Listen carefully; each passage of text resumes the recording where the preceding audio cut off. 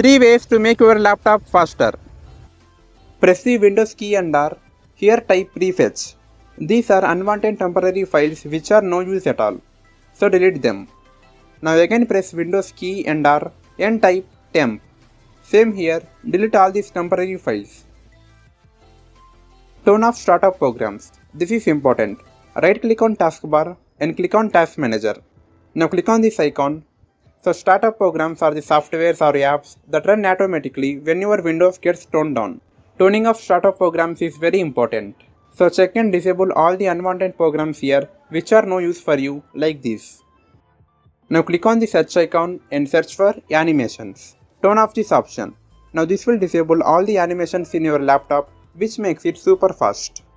If you want some more ways to make your laptop faster, then let me know in the comment section below. And share this video to all your friends and do follow for more reels like this.